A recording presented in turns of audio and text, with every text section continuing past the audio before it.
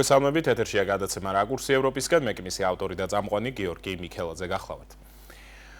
საქართველოს და მსოფლიო პოლიტიკა, ბევრი რამ, რაც დღეს მსოფლიო პოლიტიკაში მნიშვნელოვნად აღიქმება და დიდ გავლენას ახდენს მთელი ცივილიზებული სამყაროს მოქმედებაზე, მათ შორის გვეხება ჩვენს და ამასთან ერთად ჩვენი კონკრეტული მოქმედებები თუ მთელ მსოფლიოში არა, რეგიონალურ პოლიტიკაზეც უკვე იწყებს გავლენის მოხდენას, ეს ზოგადად სადებატო საკითხია ის თუ როგორი უნდა იყოს ჩვენი საერთაშორისო პოლიტიკა. Ამ პოლიტიკას ყავს თავისი მოტრფიალები, თავისი მოწინააღმდეგები, ნეიტრალურ მხარეშიც კი, რომელიც შეიძლება აკრიტიკებდეს იგივე საქართველოს ხელისუფლების კონკრეტულ შიდა პოლიტიკურ მოქმედებებს, ეს მხარე ძირითადად საუბრობს იმაზე, რომ საერთაშორისო პოლიტიკის კუთხით საკმაოდ მაღალ დონეზე მიმდინარეობს. ხელისუფლების მოქმედებები იქედან გამომდინარე იმის გათვალისწინებით, რომ ჩვენ პატარა ქვეყანა ვართ, საკმაოდ მწირი ძალით, მწირი რესურსებით და აქედან გამომდინარე ორჯერ და სამჯერ უფრო მეტად საჭიროა, რომ იყო მუქნილი საერთაშორისო პოლიტიკაში იმ რეგიონის მოცემულობების გათვალისწინებით, რომელშიც საქართველოს ზოგადად მდებარეობს, თქვა ცხელ წერტილში, არა მარტო კავკასიაზეა საუბარი და იმაზე, რომ ოკუპანტი რუსეთი გახლავთ ჩვენი უშუალო მეზობელი და ჩვენი ტერიტორიების ნაწილი აქვს ოკუპირებული, გარდა ამისა, ბუნებრივია, ახლო-მახლო ქვეყნებშიც საკმაოდ დაძაბული და პოლიტიკურად რთული გარემოებებია, მათ შორის შავი ზღვის რეგიონში, რადგან უკრაინის ომი იგივე ბოლო 3 წლის განმავლობაში უკვე მე-4 წელია თითქმის, თებერვალში გახდება 4 წელი, მსოფლიოში ალბათ მთავარი პოლიტიკური მოვლენაა და ამ კუთხითაც ბოლო კვირაში უკვე გარკვეული წინსვლა არსებობს, თუ შეიძლება ასეც ითქვას და აი ამ ომის შედეგიც, რა თქმა უნდა, თავისთავად გავლენას მოახდენს მათ შორის საქართველოს პოლიტიკურ მომავალზე. ყველა ამ თემაზე დღეს ვისაუბრებთ ჩვენს მეგობარ სტუმართან ერთად, რომელიც გახლავთ ჰონკონგის ტექნოლოგიებისა და მეცნიერების უნივერსიტეტის მეცნიერების ფილოსოფიის დოქტორანტი, იმედი მაქვს ძალიან სწორად გამოვთქვი, ზაზა დობორტნიძე. ზაზა, მოგესალმებით. მოგესალმებით, გიორგი, გილოცავთ ამდენს. თქვენც ასევე გილოცავთ, თან შენ სადაც ხარ, მაკური ახალი წელი გამოგივა ფაქტიურად, რადგან ჯერ სტანდარტული ახალი წელი და შემდეგ უკვე ჩინური ახალი წელი იანვრის ბოლოს, თებერვლის დასაწყისში. თუმცა წინა საახალწლოდ, ასე ვთქვათ, მთელს მსოფლიოში საკმაოდ ვრცელი და მნიშვნელოვანი პროცესები ხდება საქართველოს ნაწილშიც და ჩვენ მოდი დავიწყოთ უკრაინაზე ვისაუბრე და რამდენიმე დღის წინ საქართველოს შეუერთდა დოკუმენტს, რომელიც უკავშირდება ომის შემდგომ ან ომისვე პერიოდში რუსეთის მხრიდან სამხედრო დანაშაულების გამოძიებას და ბრალეულობას და ასე შემდეგ. თუმცა ამან მათ შორის შენ Facebook გვერდზეც ვინც ადევნებს თვალს, საკმაოდ დებატი გამოიწვია იმასთან დაკავშირებით, თუ რატომ შეუერთდა საქართველოს ამას, თუმცა ბევრისთვის ეს ნათელია აბსოლუტურად.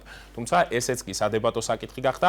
ამ კუთხით შენი მოსაზრება რომ გითხრა და შემდეგ უკვე გავაგრძელოთ უკრაინა, ამერიკისა და რუსეთის ჟენევის და ბერლინის და ასე შემდეგ მოლაპარაკებებით. საქართველოს აგაში უკრაინის ხარდაჭერას მოყვა ეს თეორიები, რის გამო აკეთებს ხელისუფლება ამას, სხვადასხვა სპეკულაციებია, მაგრამ რეალურად ვინც აკვირდება ბოლო 4 წლის განმავლობაში, რა არის ხელისუფლების პოზიცია. არაერთხელ განმეორებითად ითქვა, რომ საერთაშორისო ფორუმები არის ის არენა, რაშიც საქართველოს ყოველთვის დაუჭერს ხარს უკრაინას და ასე იყო გაეროს ყველა გენერალური ასამბლეის რეზოლუცია იქნებოდა ეს თუ ნებისმიერი საერთაშორისო მექანიზმი ამ თვალსაზრისით უკრაინას ხელისუფლება ყოველთვის უჭერდა მხარს. შესაბამისად ამის ლოგიკური გაგრძელება იყო. ეგ არის ხელისუფლების პოზიცია ბოლო 4 წელია, რომ საერთაშორისო ფორუმებზე დაუჭერთ ხარს, სხვა თვალსაზრისით მეც ვერ გავაკეთებთ და ეგ იყო ხელისუფლების პოზიცია, ამიტომ სრულიად არ იყო არაფერი ამაში გასაკვირი და არანაირი რამე თეორია მის ასახსნელად საჭირო არ არის. ხო, ანუ ერთის მხრივ პრაგმატიზმი რუსეთთან და ესკალაციაზე უარი თქმა, თქვა ცალკე ჩვენ ხო, ეს არაერთხელ ითქვა, რომ პირდაპირ კონფრონტაციაში არ შევალთ, მაგრამ სხვა მხრივ, თქვენ ასე ვთქვათ, მხარს უჭერთ ნებისმიერ დოკუმენტს თუ მოწოდებას რუსეთის წინააღმდეგ. ამ ნაწილში იქიდან რატომ გამოიწვია, შენ როგორც აღნიშნე, მართლაც 4 წლის განმავლობაში ეს პოზიცია საერთაშორისო კუთხით არ შეცვლილა და მრავალჯერ გადამეორებაც ხდებოდა ხელისუფლების წარმომადგენლების მხრიდან, მაგრამ ოპოზიციურად განწყობილმა ნაწილმა მაინც თავიდან დაიწყო რაღაც მოსაზრებების გამოთქმა ამასთან დაკავშირებით. ეს მოკლე მეხსიერების ბრალია თუ უბრალოდ რაღაც ინფორმაციულ ვაკუუმთან გვაქვს საქმე, როდესაც რეალურად არ აკვირდებიან საერთაშორისო მოქმედებებს ხელისუფლების და აქედან გამომდინარე ყველა მოქმედება თითქოს სიახლეა მათთვის. სამუშაო ჰიპოთეზა, ასე ვთქვათ, რაც აქვთ, არის ის, რომ ეს არის რუსული რეჟიმი.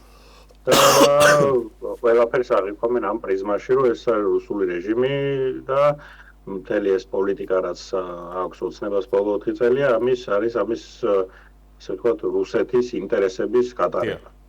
და როცა ეს არის შენი სამუშაო ჰიპოთეზა, მე როდესაც რაღაც სხვა ხდება, იბნევი. მით უმეტეს, როდესაც არ ადევნებს ეს ხალხი თვალს სამთავრობო მედიას, არ უყურებს იმედზე რა პოზიციონირება, უბრალოდ წარმოდგენა თუნდაც ამ რასაც პროპაგანდას რასაც ეძახიან, ამ პროპაგანდასაც იცნობენ იმ დონეზე, რომ ამოჭრიან რაღაც ვიდეოს, თქვათ, რომელიღაც გადაცემიდან და აი რუსულ პროპაგანდას ეწევიან იმედზე, მაგრამ ესე რომ აშკარად რო ჩაუждენ და უყურონ გადაცემებს რეალურად რა პოზიციონირებაა სრულად, აშკარად ვერ აღიქვამენ, იმიტომ რომ ის სურათი აქვთ რეალობის, რაც ამ ოპოზიციურ არხებზეა მხოლოდ და თუნდაც ოპონენტის მედია და ინფორმაციული სისტემა როგორ მუშაობს, ხო, ამისთვის მაინც ხო შეიძლება რომ რაღაც დააკვირდე რა ხდება და რეალურად რა პოზიციონირება არის, მაგრამ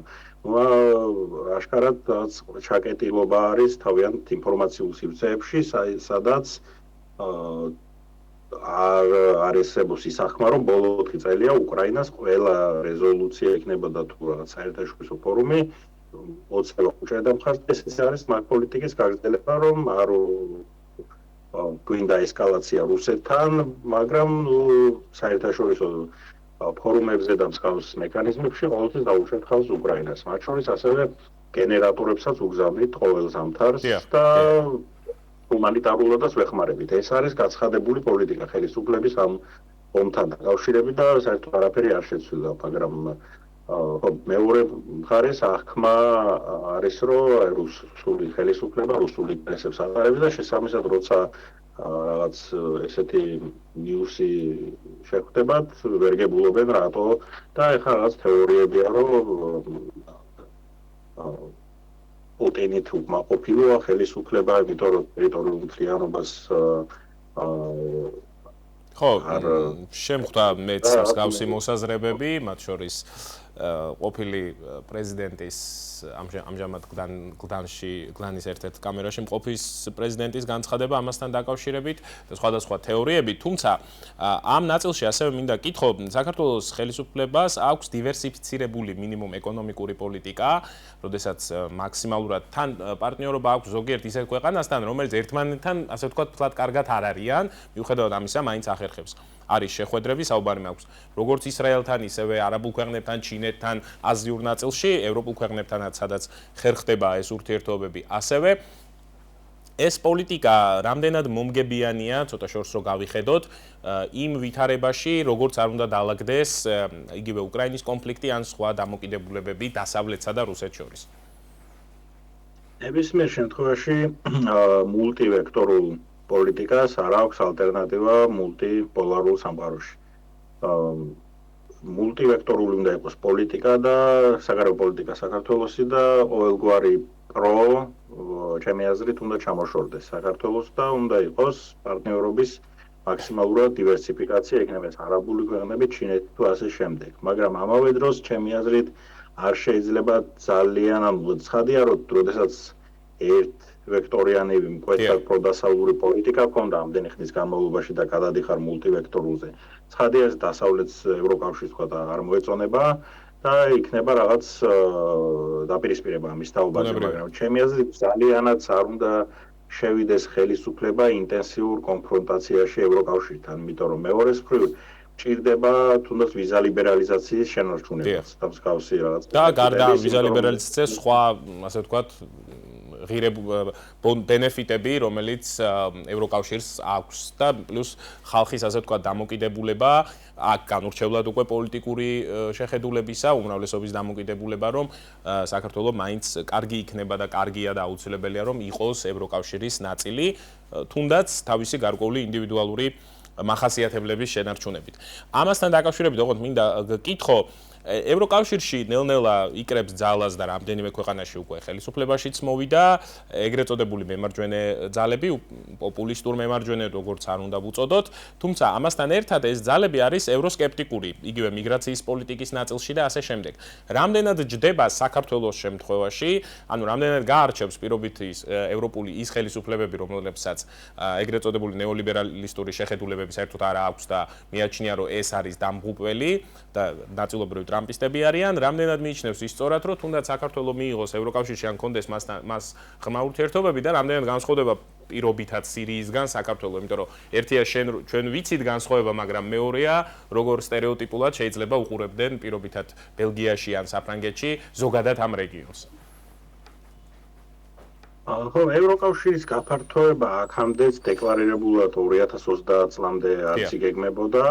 და ზოგადად გაფართოება მე მეეჭვება რომ ნატოს გაფართოების დეკლარირებული გაჩერების ფონზე რაც ასახულია უკვე ფაქტია დიახ უკვე ფაქტი არის და ასახულია ახალ ეროვნულ უსაფრთხოების დოკუმენტში ამერიკის ევროკავშირის გაფართოებაც საკმაოდ სკეპტიკურად უყურებ მაგრამ ნებისმიერ შემთხვევაში მიუხედავად იმისა, ქალწევრიანდები თუ არა და მე მგონი რომ ძალიან დაბალია ოდესმე ქალწევრიანების და გაფართოების ალბათობა, ევროკავშირთან ეკონომიკური კავშირები, შავი ზღვის კაბელი და სხვა ეკონომიკური კავშირები და ერთი სიტყვით რო თქვა, ჩემი პოზიცია რომ ეს სრულად დაპირისპირება ევროკავშირთან, თუნდაც ტრამპისტული ხაზიდან ანტიევროკავშირი არ არის ბოლომდე მომგებიანი, იმიტომ რომ ევროკავშირი ჩვენთვის ეკონომიკურად გულისხმობ უფრო მნიშვნელოვანია, ვიდრე თუნდაც ამერიკა პოტენციურად. ეხლა შავი ზღვის კაბელი რომ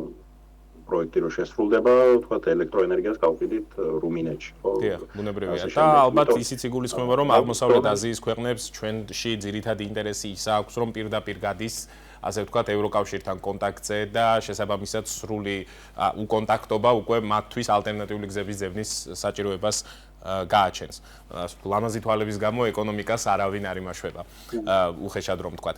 უშუალოდ უკრაინის აი ამ ნატოს საკითხზე რომ გადავიდეთ, უკრაინის ნაწილზე შეთანხმებებში უკვე ნათლად ბევრი რამ საკამათოა, თუმცა უკვე თავად უკრაინელებაც თქვეს, რომ აი ეს ნატოს საკითხი როგორც ჩანს ისეთი წითელი წყალგამყოფი ხაზია, რომელზეც ამერიკაც თანხმდება, რომ რუსეთისთვის ეს აუცილებელია და ამ ნაწილში აღარ დაობს არავინ, თუმცა ეს ხომ ავტომატურად ნიშნავს იგივე მოლდოვისთვისაც და ჩვენთვისაც, მიუხედავად იმისა, რომ ეს ოფიციალურად ჩვენ არ გვეხება ეს დოკუმენტი, ავტომატურად ნიშნავს, რომ ჩვენთვისაც ნატოს კარი აღარა თუ ორ პირში, არამედ საბოლოოდ დაიხურა. ყოველ შემთხვევაში უახლოესი 10-15-20 წლის მანძილზე.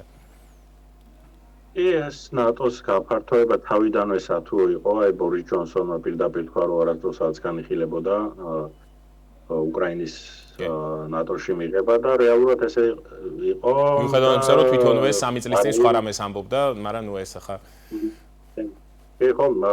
ეგ იყო უბრალოდ დასავლეთის დეკლარირებული პოზიცია, მაგრამ ნუ რეალურად არც განიხილებოდა და ნუ წერტილი დაესვა ჩემი აზრით ამ ახალი ეროვნული უსაფრთხოების დოკუმენტით და ამის შედეგად ევროკავშირი და ევროპა არის ძალიან რთულ პოზიციაში, იქიდან გამომდინარე, რომ ამერიკა რეალურად კარგავს ევროპის დაცვის ინტერესს და მოუწოდებს, რომ თვითონ დაიწყოს ევროპამ საკუთარი თავი.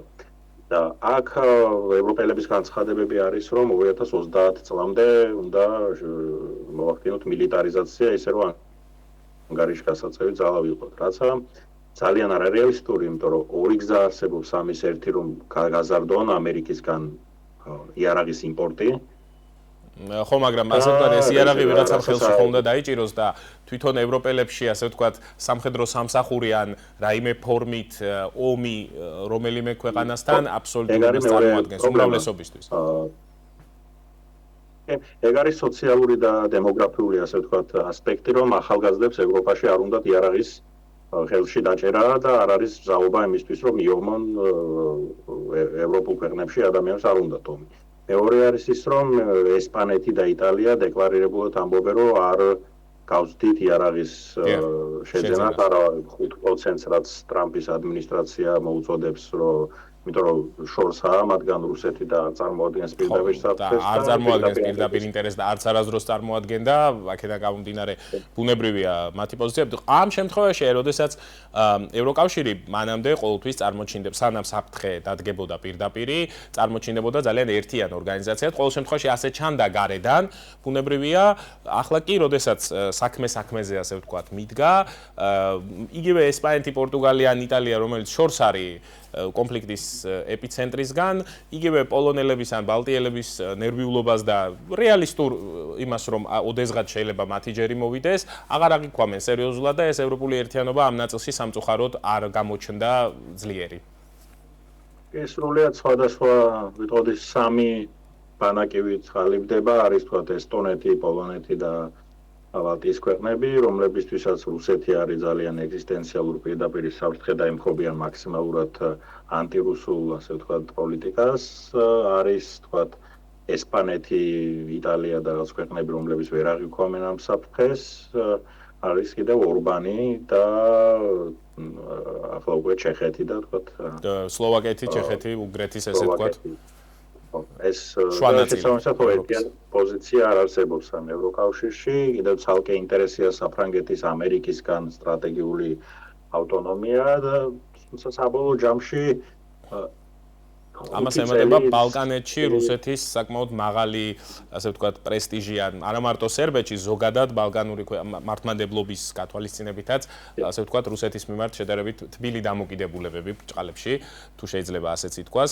ამ ნაწილში რა გამოსავალი შეიძლება კონდეს ევროპამ, როგორ შეიძლება გახდეს ევროპული პოლიტიკა იმის გათვალისწინებით, თუნდაც რომ ამერიკა რეალურად უკვე მზად არის თუნდაც იგივე დონბასის ნაწილში დაუთმოს რუსეთს და რა თქმა უნდა უსარგებლოდ მათთვის არა ფინანსურად შემდეგ მიიღოს ფინანსური სარგებელი იგივე სასარგებლო წიაღისეულები არქტიკის ათვისების ნაწილში რუსეთთან ერთად და რუსულ კომპანიებში ფულის ჩადებით, რადგან ნუ რუსეთი ახლა რესურსებით ალბათ ერთ-ერთი მთავარი ქვეყანა მსოფლიოში თუ მთავარი არა საერთო ჯამში თუ ავიღებთ და ბუნებრივია ჩინეთი რო არ დაესაკუთროს ამ რესურსებს, ამერიკას სურვილი ექნება რომ თვითონ დაესაკუთროს ან წილში მაინც გავიდეს ამ პროცესებთან დაკავშირებით. უღირთ კი ამერიკელებს უკრაინის უხეშად რომ თქვა გაცვლა აი ამ ბენეფიტებისთვის.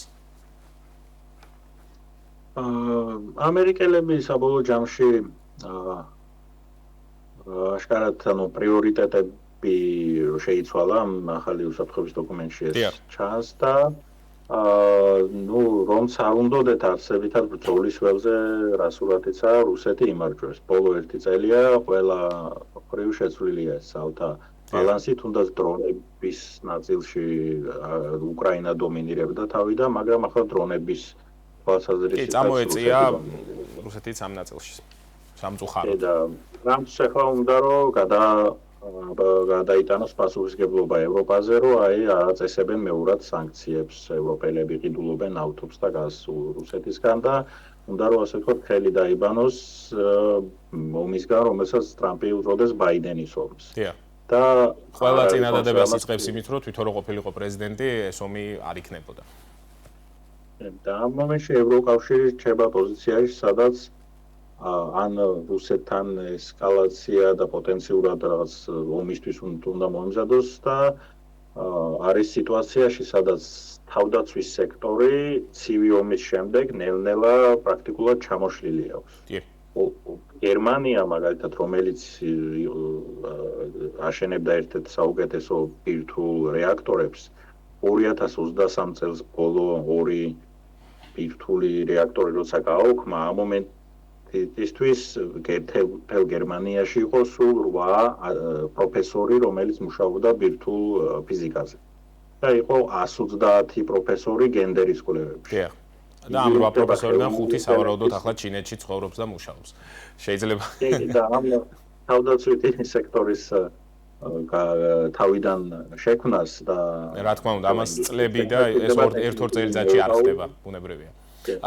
ასევე გერმანიაში თუნდაც უკვე სამანქანო მიმართულებით, ავტომობილების მიმართულებით იხურება ქარხნები, Volkswagen-ის ცნობილი ქარხანა იხურება და 40,000-მდე თუ არ ვცდები რჩება უმშევარი. აი ეს მომენტები და ევროპის მოქმედება ამ საერთაშორისო პოლიტიკაში თითქოს უკვე წაგებულ პროცესში იქიდან გამომდინარე, რომ თუნდაც იგივე 210 მილიარდის ირგვლივ თავიდან იყო საუბარი, რომ აიხვალო, საბოლოო ჯამში 210 მილიონს ვერ შეეხნენ და 90 მილიონი ისევ სესხს იღებენ, რომელიც გერმანიას თავიდან არ უნდოდა, მაგრამ მე რაღაც მოქმედების გამო იძულებული იყო.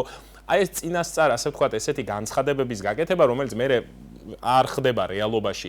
თვითონ უკრაინელებშიც ხომ იწვევს, ასე ვთქვათ, უნდობლობას და თავად უკრაინელები მე ფიქრობენ, ჩვენ როგორ გამოვძვრეთ ახლა სიტუაციიდანო, იმიტომ რომ ის ფულიც რომ მოვიდეს, რამდენად მივა დანიშნულების ადგილამდე, ასე ვთქვათ, ის ფული უკრაინის კორუფციული პროცესების გათვალისწინებით.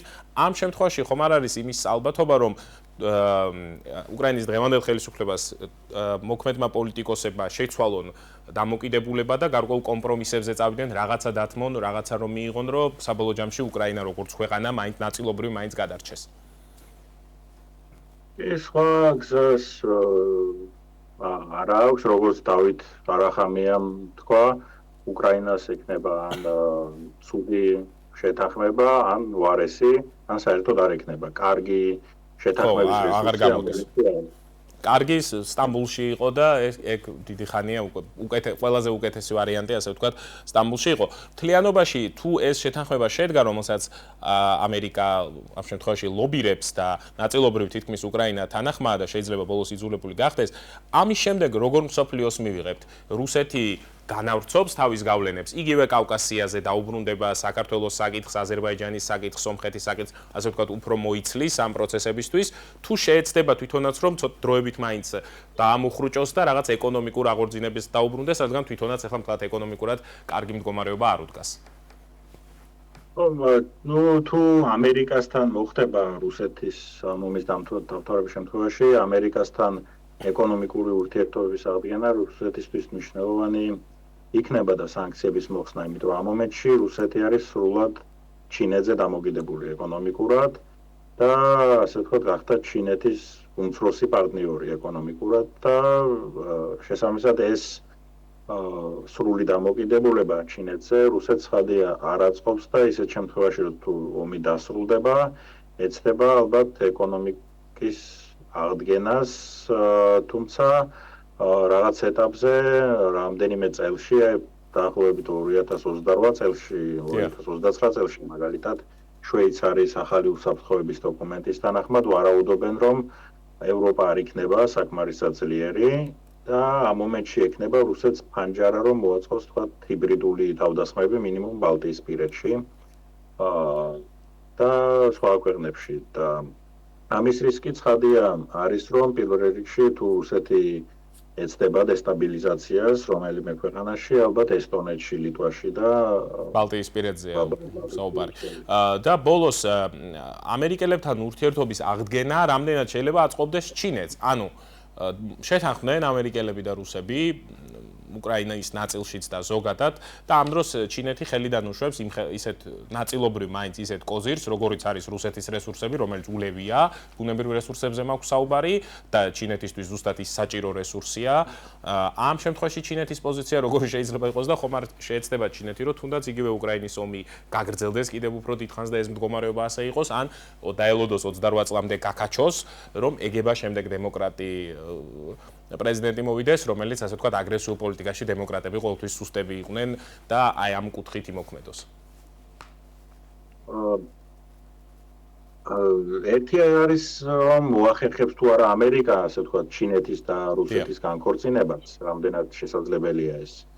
მაგრამ მეორე არის რომ თუ რუსეთი აღადგინა ეკონომიკური ურთიერთობა ამერიკასთან და ამ შემდეგ პრობლემა ის არის რომ ამერიკას ძალიან დააგვიანდა, მიუხედავად იმისა, რომ უნდა ეხა ინდო-წყნარი ოკეანის რეგიონზე ჩინეთის შეკავებაზე გადაერთოს სრულად და ტაივანსაც მიყიდა 10 მილიარდის ღირებულების იარაღი, პრობლემა ის არის, რომ დაგვიანებულია. ეს სტრატეგიული გადანაცვლება აზიაში ჯერ კიდევ დაიწყო კლინტონმა და ობამამ სუნდოდა, მაგრამ ყოველ ჯერზე ამერიკამ დააგვიანა რესურსების ინდო-წყნარი ოკეანის რეგიონში გადასროლა და პრობლემა ის არის, რომ ძალიან დაგვიანდა და უკვე არის სიტუაცია, როცა სამხრეთ ამერიკაში ბრაზილია, იქნება ეს არგენტინა თუ ჩილე, ყველას თავარი სავაჭრო პარტნიორი არის ჩინეთი. ეხლა ვენესუელაში თუნდაც რომ დაამხოს ეს მადურო და ტრამპმა ამ შემთხვევაშიც ვინც მოვა ხელისუფლებაში, ისიც ივაჭრებს ჩინეთთან და არსებითად არაფერი არ იცვლება. ამიტომ უკვე იმდენად გაზრდილია ჩინეთის გავლენები იგივე სამხრეთ ამერიკაში ეკონომიკურად, რომ ამერიკელები საკმაოდ გვიან იწყებენ ჩინეთის შეკავებაზე მუშაობაში. სამისად